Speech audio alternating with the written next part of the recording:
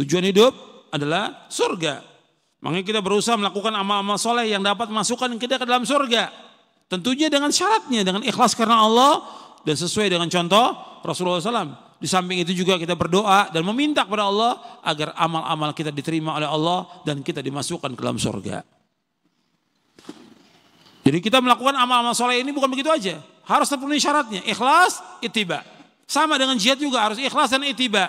Kemudian setelah itu apa? Kita minta kepada Allah agar amal-amal yang kita lakukan diterima oleh Allah. Bukan riya, bukan sum'ah, bukan didengarkan, tapi ingin amal kita diterima. Di samping itu juga kita minta lagi kepada Allah, ya Allah masukkan aku dalam surga. Dan ini yang dilakukan Rasulullah. Ini yang dilakukan Rasulullah SAW. Rasul melakukan amal ikhlas karena Allah. Kemudian Rasulullah setelah melakukan amal berdoa kepada Allah agar amalnya apa? Diterima. Dan ini doa Nabi setiap hari. Setiap hari. Antum baca atau tidak? Yang laki dan perempuan. Setiap hari ba'da subuh Nabi berdoa. Allahumma inni as'aluka ilman nafi'a wa rizqan thayyiba wa amalan mutaqabbala. Ya Allah, aku minta kepada Engkau ilmu yang bermanfaat. Rezeki yang halal dan amal yang diterima. Nabi setiap hari minta. Setiap ba'da subuh minta ilmu yang bermanfaat. Rezeki yang halal dan amal yang diterima. Nabi minta supaya amalnya diterima oleh Allah. Kalau Nabi minta amal diterima, apalagi kita. Makanya para sahabat radhiyallahu anhum ajma'in, semua para sahabat ketika selesai Ramadan, mereka berdoa, taqabbalallahu minna wa minkum. Ya Allah, mudah-mudahan Allah menerima amal kami dan amal kamu.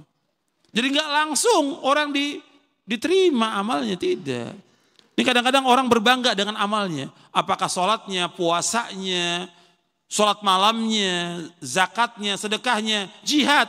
Banyak yang cerita, saya ini mantan mujahid Afghanistan. Saya ini mantan mujahid ini. Apa maunya? Manfaatnya apa dicerita pada orang? Amal nggak boleh diceritakan pada orang lain. Nggak boleh dibanggakan. Banyak orang berbangga dengan amalnya. Ujub dengan amalnya. Nggak diterima. Dan termasuk muhlikat. Kalau dia berjihad, alhamdulillah. Tapi untuk dibanggakan sampai ditulis saya pernah berjihad. Saya berjuang. Belum tentu amalnya diterima oleh Allah. Belum tentu diterima. Kenapa diceritakan pada orang lain? Apa dia harus bangga? Kamu belum berjihad, saya udah berjihad. Na'udzubillah. Gak ada para sahabat demikian, tidak ada. Dan gak ada pada kehidupan ulama salaf seperti itu. Membanggakan, saya udah jihad, saya udah datang ke Suriah. Saya sudah datang ke mana? Ke Afghanistan, saya datang ke Mesir, saya datang ke Irak. Apa yang manfaat dari itu? Apa yang dibanggakan? Kewajiban kita untuk membantu wajib. Menolong kaum muslimin wajib. Gitu. Tapi membanggakan tentang amal dia di hadapan orang lain. Apa maksudnya? Para sahabat nggak ada seperti itu. Para ulama nggak ada. Mereka sembunyikan amalnya, disembunyikan amalnya. Tapi tetap mereka terus berdoa kepada Allah agar amalnya diterima. Sekarang kebanggaan-kebanggaan itu apa manfaatnya? Kan banyak orang bangga dengan amalnya. Dan ini nggak boleh.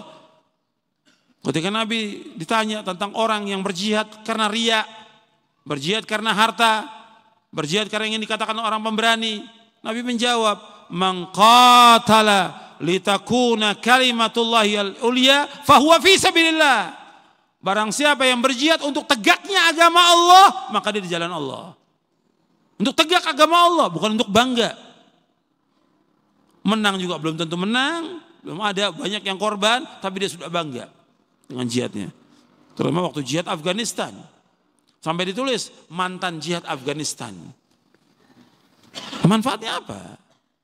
Gak ada manfaat sama sekali. Ujub dengan dirinya. Makanya ikhwan fiddin, jihad ini utama. Kita melakukan amal soleh bukan untuk dibanggakan. Apa saja bentuknya?